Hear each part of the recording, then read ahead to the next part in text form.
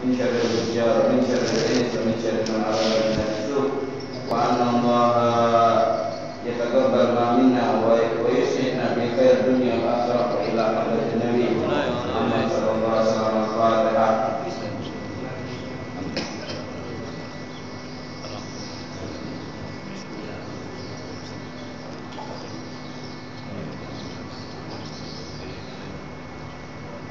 Bismillahirrahmanirrahim. Alhamdulillahirabbil alamin.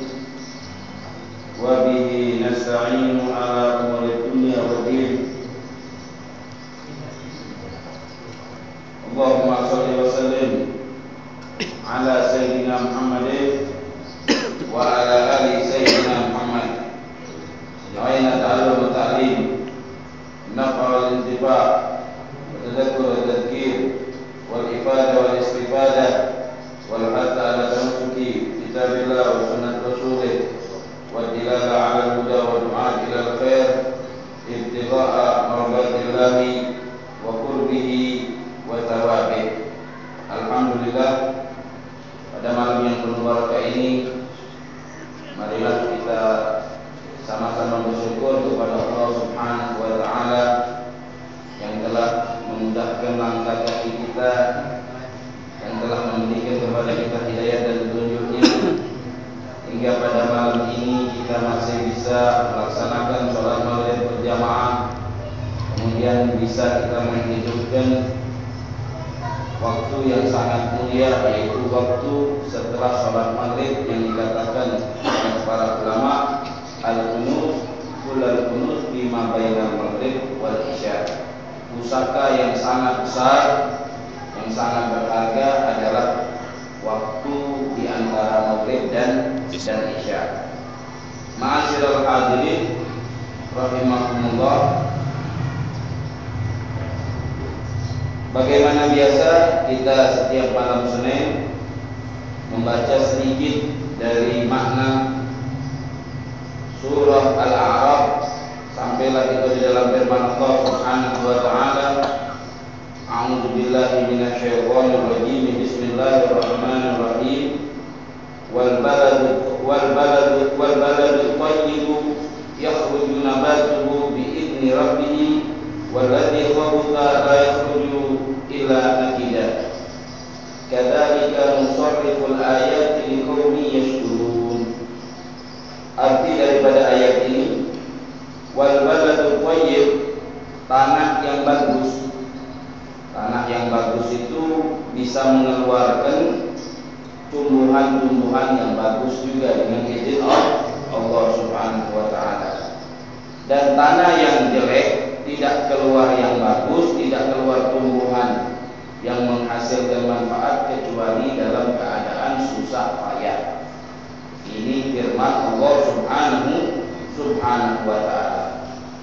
Kalau boleh kita umpamakan, yang dimaksud dengan balad atau tanah atau tempat atau rumah atau sebidang tanah yang bagus itu boleh kita umpamakan seorang mukmin. Seorang mukmin yang baik, yang bertakwa kepada Allah Subhanahu wa ta'ala, setiap mendapatkan siraman rohani, setiap mendengar ilmu pengetahuan, pasti dia amalkan, pasti dia lakukan. Jadi dengar nasihat yang bisa mendekatkan dirinya kepada Allah, diamalkan. Itu maksud daripada al-balad atau tanah atau negeri atau tempat yang bagus itu at-thayyib. Dia bisa mengeluarkan tumbuhan-tumbuhan yang bagus dengan izin Allah. Artinya orang mukmin kalau mendengar nasihat, dan seakan-akan tanah orang mukmin, kalau beliau mendengar mau'izah, nasihat-nasihat, dimasukkan ke dalam hati, kemudian dari hati dia amalkan, sehingga nasihat tersebut bisa menghasilkan amal ibadah. Kata Allah dalam Al-Quran, Fabashir ibad, berilah kabar gembira kepada hamba-hamba alladzina yastami'una al-qawla fayattabi'una ahsana. Dia kalau mendengarkan qaul, mendengarkan nasihat, diikuti nasihatnya tersebut. Tidak pernah suatu saat ada seorang pemuda Beliau berada di tepi pantai melihat kejadian yang aneh. Apa kejadiannya? Dia melihat ada seorang bapak-bapak yang sudah pakai tongkat.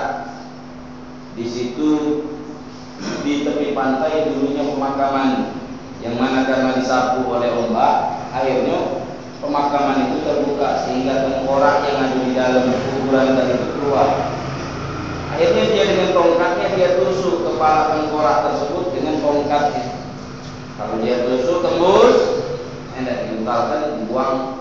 Ini tidak ada manfaatnya ini katanya kepala tengkorak ini. Dulu waktu hidup di dunia ini mendengar nasihat masuk kuping kanan keluar kiri, jadi tidak diamalkan. Kemudian kalau dia nusuk lagi dari telinga tengkorak dari tahun tidak tembus, diambil diciumnya tengkorak tersebut. Ini aneh ini kejadian ini. Di dekatnya ditanya, kenapa kau ada dua tengkorak? Satu kalau ditusuk dia masuk, keluar dari telinga masuk kanan keluar kiri, kau buang. Iya, ini orang di dunia dengar nasihat dibiarkan hadir majelis keluar biasa. Tapi kalau dia sampai ke tengah tidak tembus, aku cium ini orang baik pasti. Kenapa? Karena sesuai dengan ayat yang difirmankan oleh Allah, orang mukmin itu kalau dia mendengar nasihat, kalau dia mendengarkan ilmu pengetahuan, nasihat tersebut diamalkan. Dan mendengar nasihat tersebut diamalkan. Waladhi khubusa, dan orang-orang yang jelek.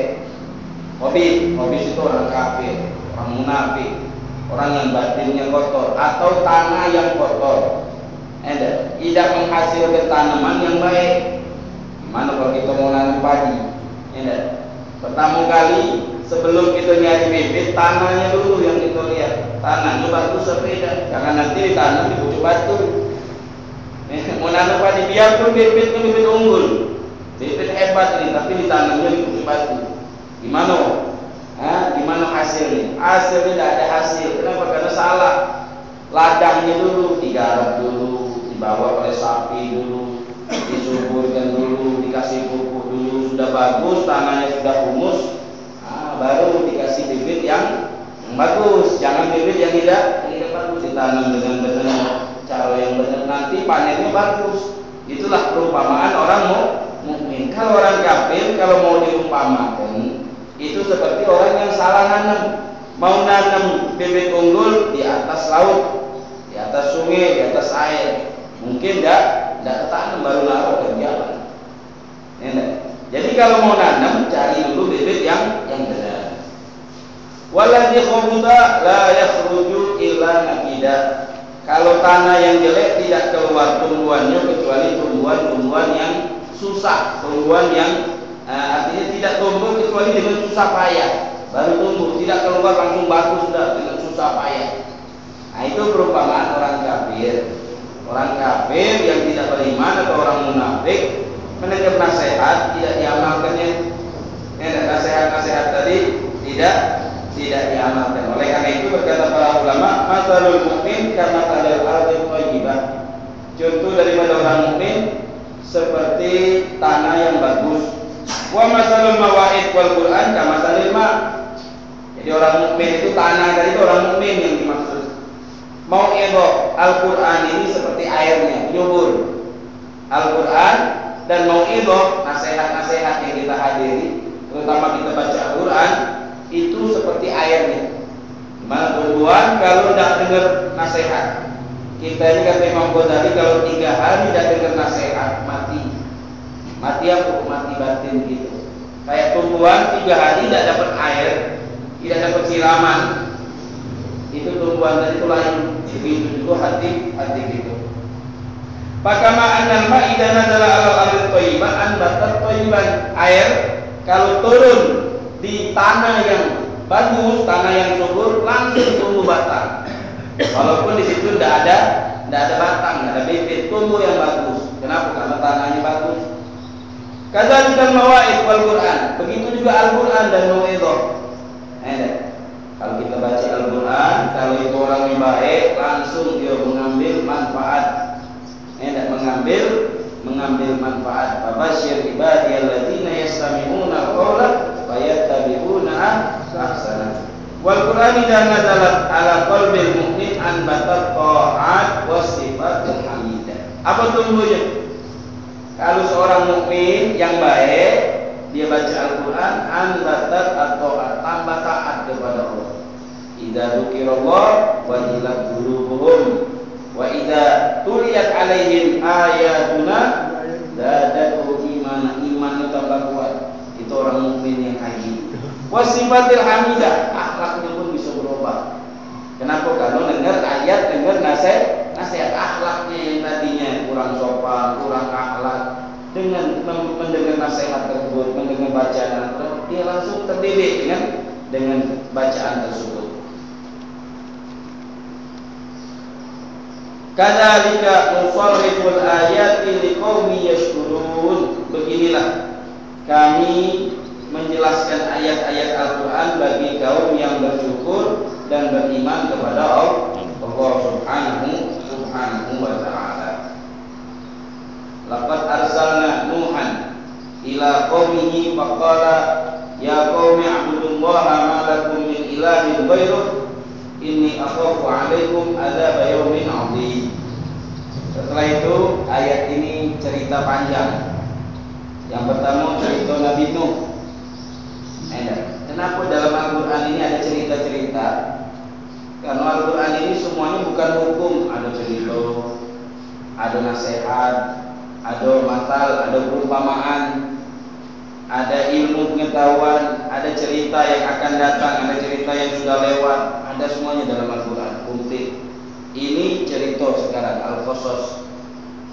Disebutkan tasliyatan lin Nabi, sebagai penghibur kepada Nabi Muhammad. Nabi Muhammad itu terhibur dengan Nabi cerita ini. Berarti yang dihina oleh kaumnya bukan Nabi baik. Nabi-nabi terdahulu itu lebih hebat. Di mana ceritanya Nabi Nuh. Dibuka cerita Nabi Nuh. Kenapa? Karena Nabi Nuh ini disebutkan beliau ini yang berdakwah susah payah hampir 950 tahun dia berdakwah.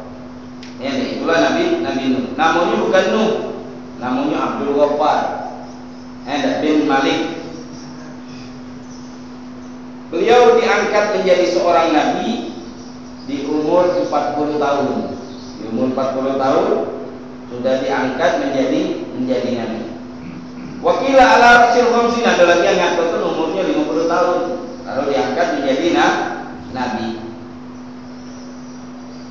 Alhasil kesimpulan cerita Nabi Nuh ini dinamakan Nabi Nuh karena daiman dia Nuh sering mengajak orang, berteriak, ngajak orang berdakwah keliling kampung, keliling kota, keliling desa, keliling rumah, ngajak orang berdakwah kepada Allah Subhanahu wa ta'ala. Beliau ini Nabi Nuh setelah Nabi Adam alaihissalam. Manusia yang ada di saat itu taat semuanya, taat kepada Allah. Taat kepada Allah, rajin ibadah. Mereka bersyukur, tanah mereka subur, rezeki mereka lancar, yang ada di dunia saat itu. Akhirnya yauminal ayam, setan dan iblis berdiskusi. Kalau begini kata dia, anak manusia ini taat kepada Allah, siapa nanti yang masuk neraka?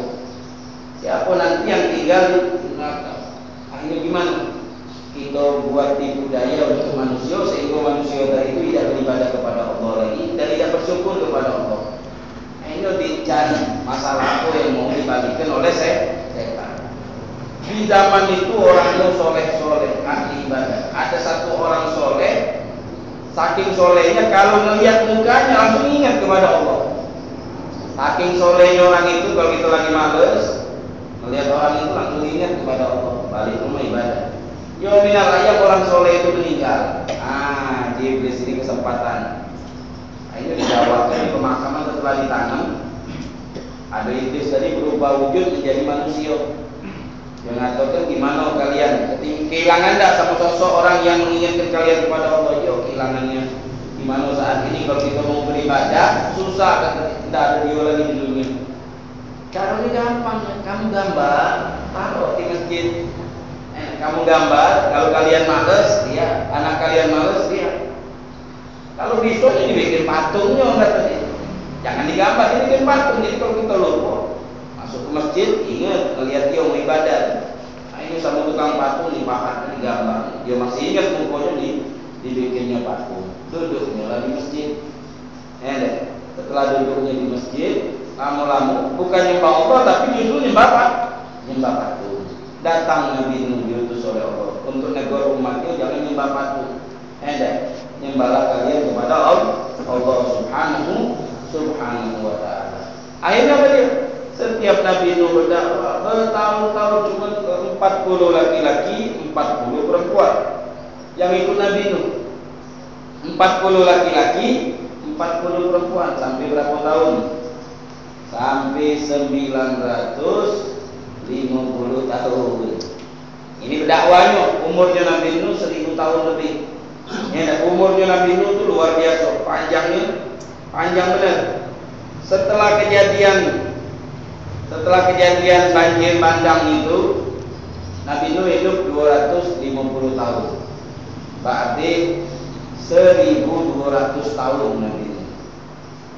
Umurnya 1200 tahun. Kalau kita masih 60 tahun masih adikir zaman Nabi Nuh. Jadi umurnya 1200 tahun. Dia berdakwah 950 tahun. Tidak palang tanggung itu. Akhirnya berdakwah masih ditolak. Berdakwah masih ditolak.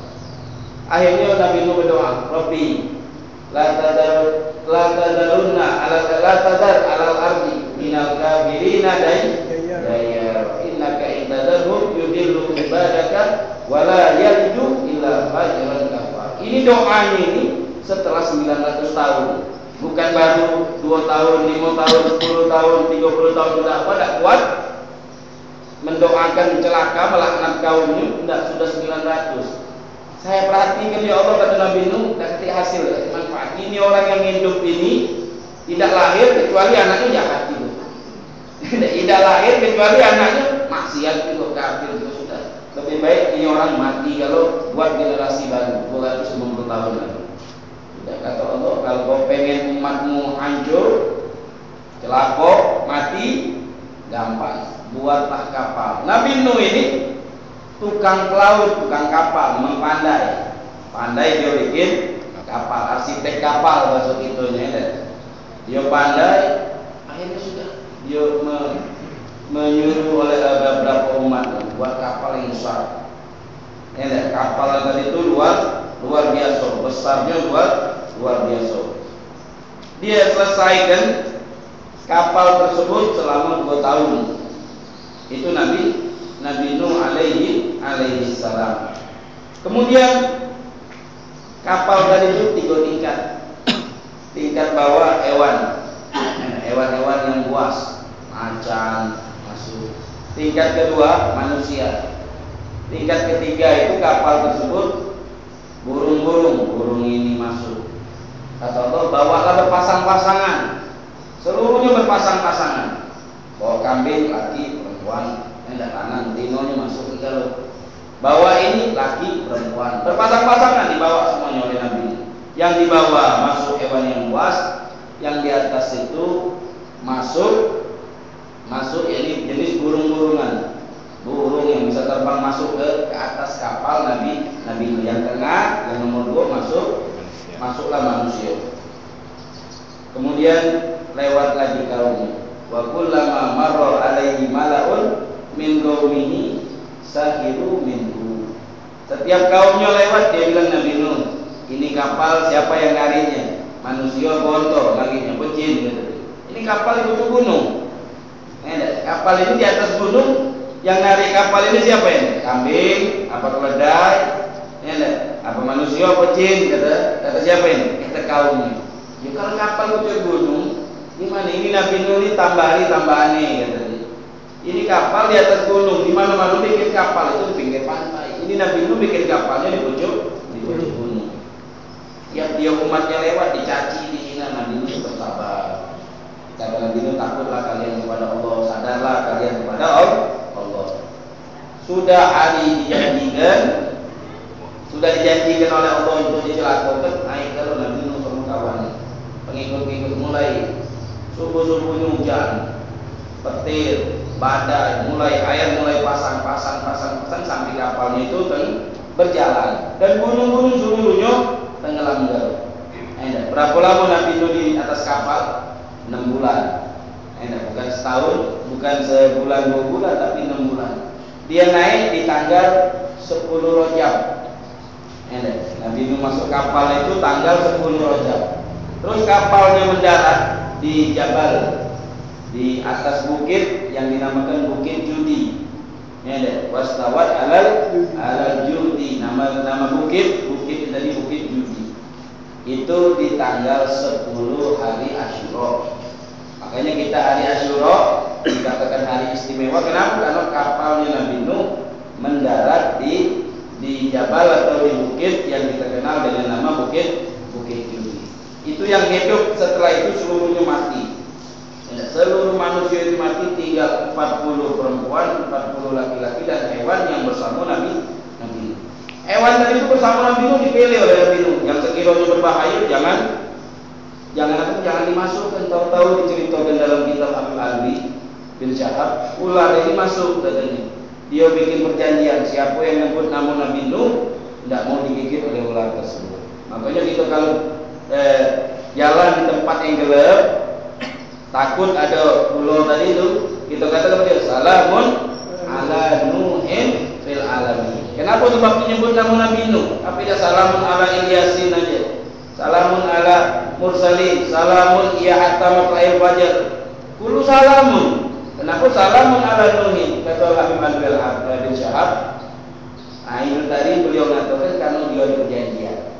Ada perjanjian sama siapa? Sama Nabi Nuh. Waktu mau masuk kapal, dia buat perjanjian, siapa yang nyebut namamu wahai Nuh, aku berjanji tak bakal gigit. Seluruh hewan yang ada di dunia ini seluruhnya tenggelam dalam. Nah, kata dari sinilah ada air tawar, ada air asin. Air kan dari kapan ada air asin, ada air tawar?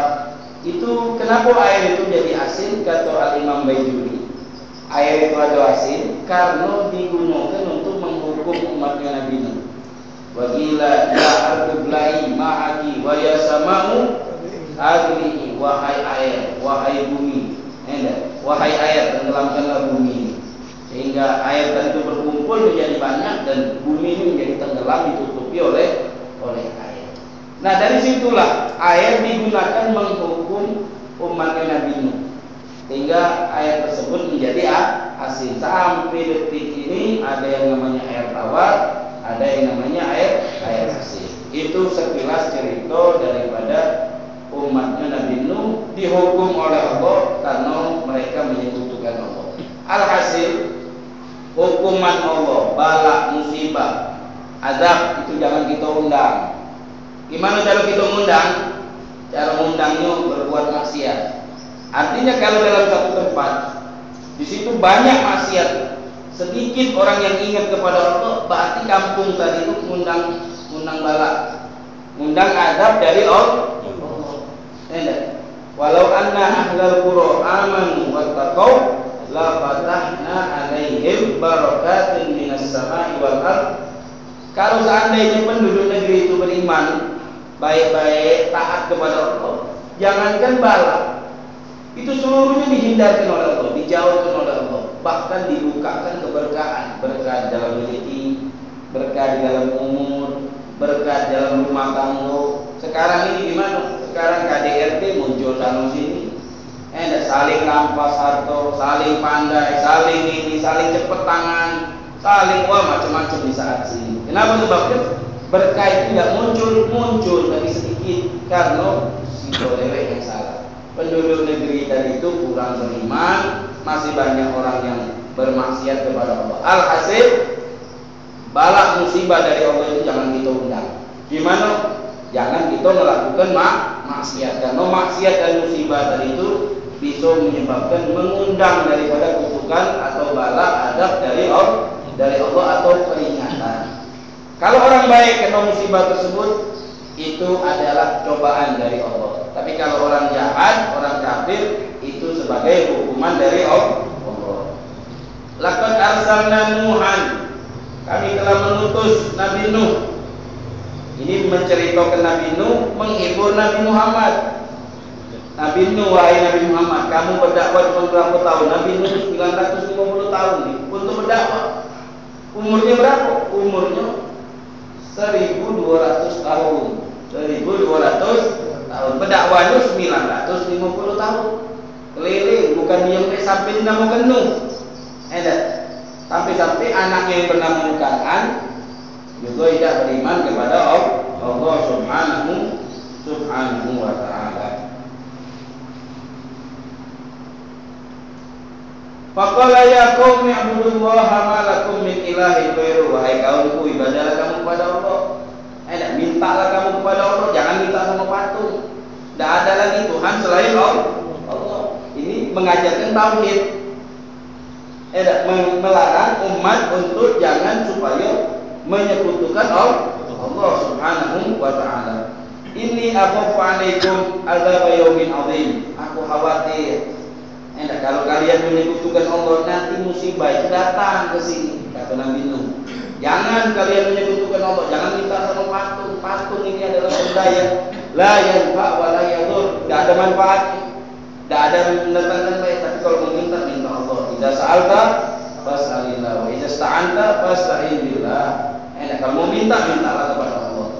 Kalau mau minta bantuan, minta bantuanlah kepada Allah Subhanahu wa ta'ala. Qala al-mala'u min qaumihi inna lanaraka fi dhalalin mubin.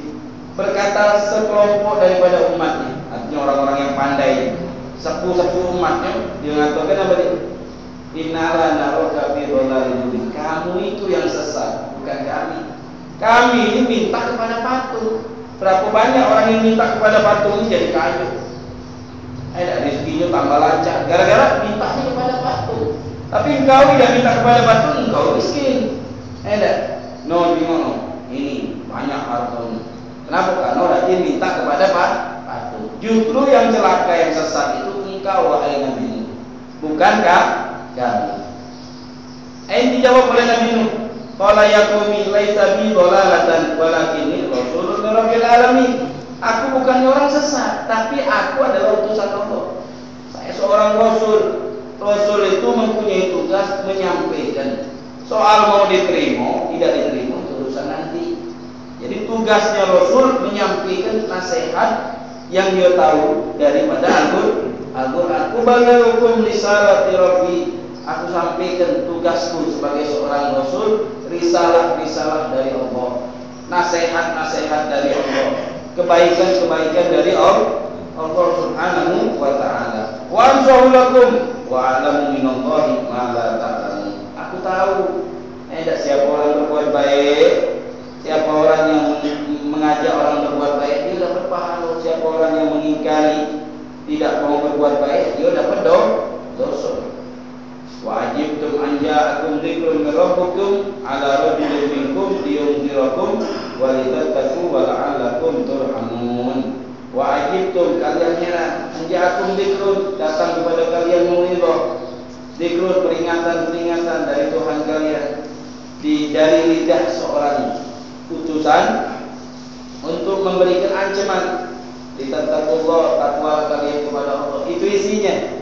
Isi dakwahan yang diajarkan oleh Nabi. Alhasil seorang Nabi, seorang Rasul, waris, dia menyampaikan apa yang dianjurkan oleh Nabi. Jangan dikurangi, jangan dilebihi.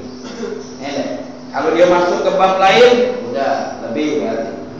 Ngajak orang berbuat baik, ngajak orang meninggalkan kejahatan. Itu kita takwa kepada Allah. Jangan nyeleneh sini, nyeleneh sini. Yang tidak ada kaitan ini jangan kita gawat-gawat di bab lain. Kalau kita ngajak orang mau mengambil tugas Nabi Muhammad, ngajak orang takwa kepada Allah, ngajak orang meninggalkan maksiat kepada Allah. Kalau kita mau ngajak bab lain, politik, turun dulu dari meja. Jangan di bab ini, kita khianat ilmu. Dulu masuk ke basano. Ayo kita agak pilkada, pilih sianu. Jangan dipucuk ini, jangan. Khianat ilmu gitu. Litattaqullah.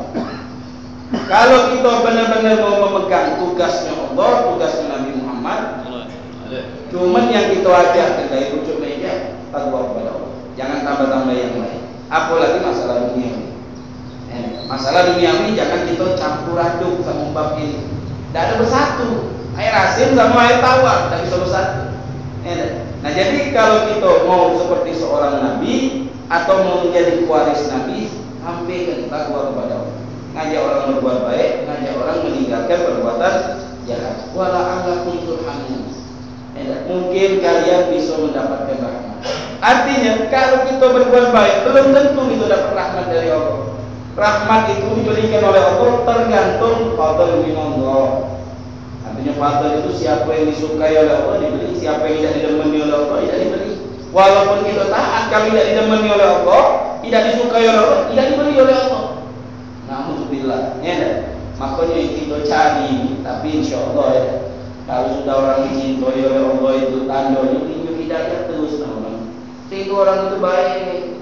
Kenapa kita baca berkumpul di masjid tiap hari Senin, baca kitab sedikit walaupun di waktu yang ringkas 1 jam atau lebih kurang? Siapa yang gerakkan hati kita ke sini? Yang gerakkan itu Allah. Yang gerakkan hati kita, pikiran kita itu Allah subhanahu wa ta'ala. Kenapa digerakkan? Kepengen diberi. Kalau kita ada di sini dapat ampunan, dapat itu. Nah itulah sudah lambang tanda Allah subhanahu wa ta'ala cinta kepada kita. Itulah tandanya. Kita cinta oleh Allah tidak. Kalau anak cinta sama Allah, tapi kita tidak tahu Allah cinta tidak sama kita. Kalau sudah sering digerakkan untuk berbuat baik, insya Allah itu sudah lambang tanda Allah itu cinta kepada kita. Wala'allakum turhamun, supaya kalian mendapatkan rahmat dari Allah subhanahu wa ta'ala. Jadi rahmat itu tidak diperoleh dari amal banyak, bukan dari ini, bukan dari itu, cuman dari fadl minallah, dari kasih sayang Allah, dari kecintaan Allah kepada hambanya. Fakadzabuhu fa'anjaynahu walladzina ma'ahu fil fulki wa aghraqna alladzina kadzabu bi ayatina innahum kanu qauman amin. Setelah berdakwah bertahun-tahun, isinya mengajak orang bertakwa kepada Allah, jangan menyembah ini, jangan minta kepada selain Allah, mintalah kepada Allah. Hendak yang selain Allah itu la yanfa' wa la yadur, la yanfa' wa la yadur, tapi minta kepada Allah. Fakadzabu, umatnya malah mendustakan Nabi Nuh. Nah, ini Nabi Nuh dah uzur. Nabi Nuh ini uzur. Nabi Nuh ini kecapean, Nabi macam-macam difitnah-fitnah. Akhirnya dia doa oleh Nabi Nuh. Setiap nabi itu punya doa istijabah satu di dunia ini. Nabi Nuh sudah habis. Kenapa diisi doanya? Rabbi la tadar tadi.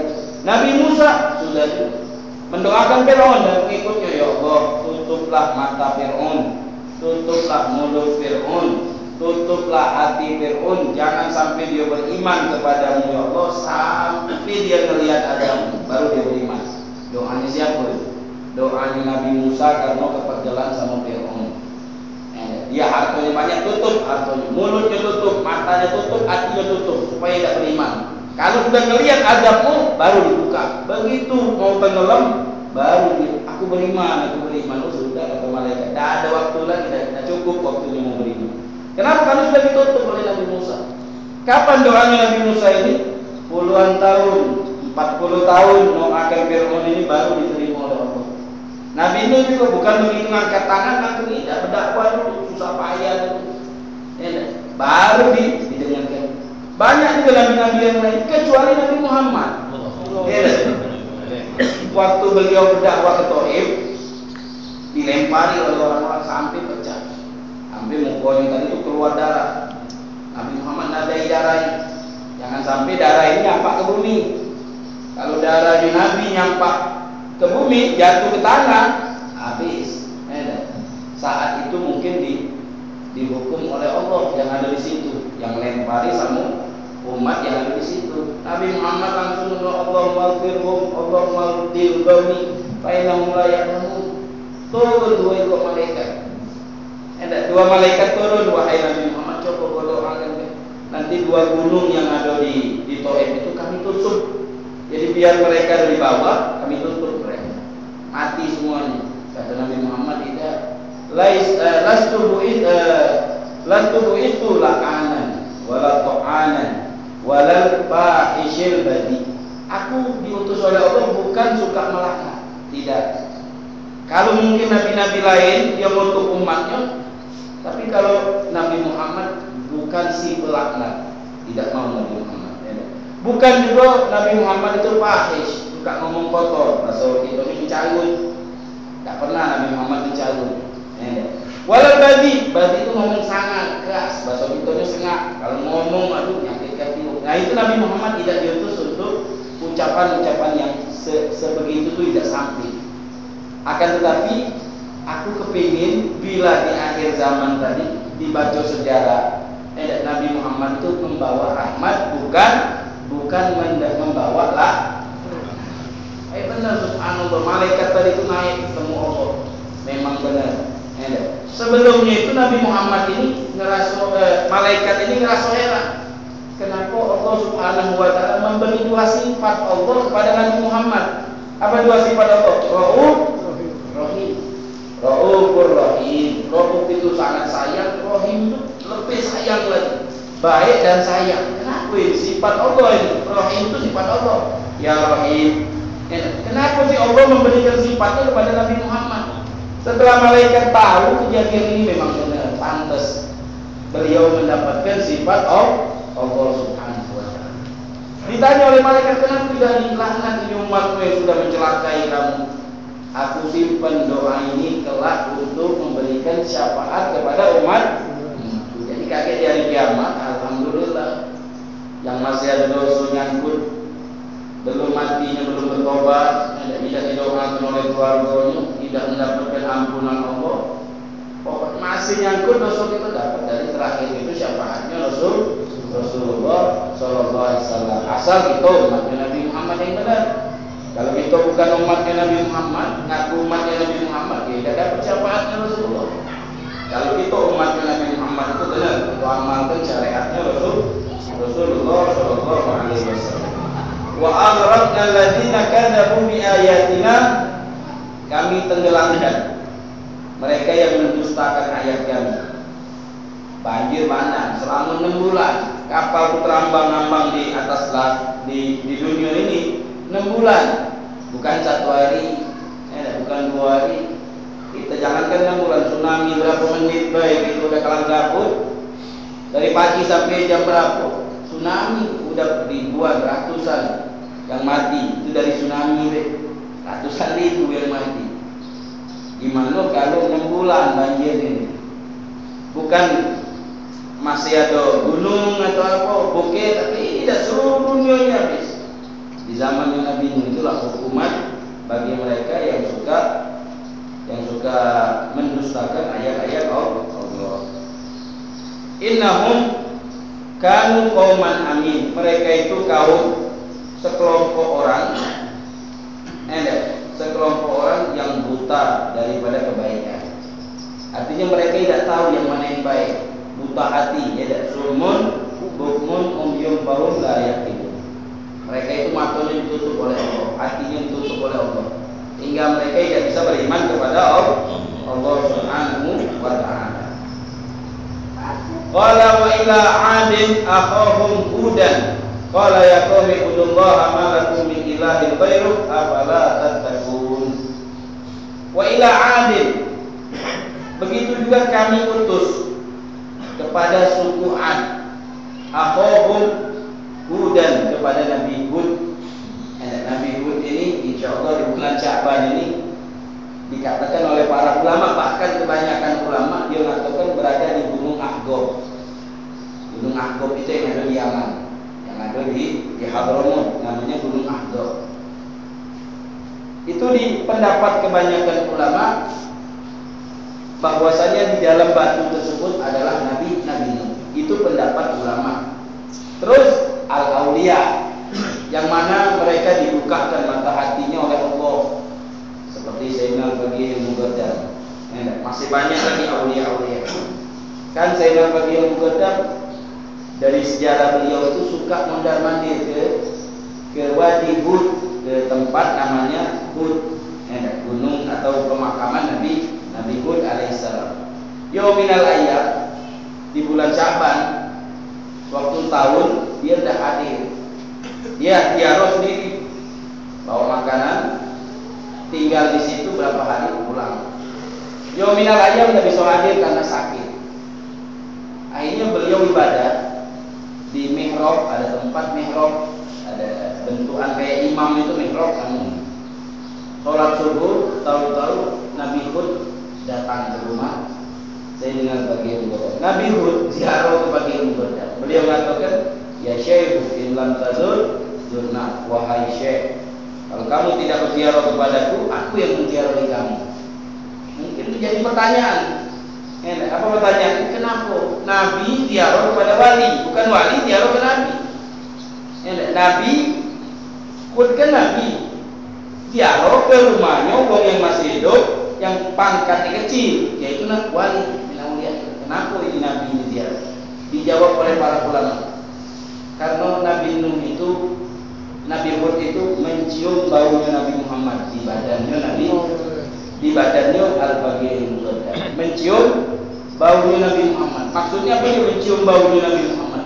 Karena as-sayyidina al-bagian muqaddam itu amaliyahnya sesuai dengan amaliyah Nabi Muhammad. Sehingga warisan yang dia peroleh dari Nabi Muhammad itu sempurna ada di badan. Nah inilah yang menyebabkan Nabi Hud itu berziarah kepada Sayyidina Nabi. Bukan karena dia sering ziarah, bukan itu. Bukan karena pangkatnya tinggi, bukan karena dia mencium baunya Nabi Muhammad.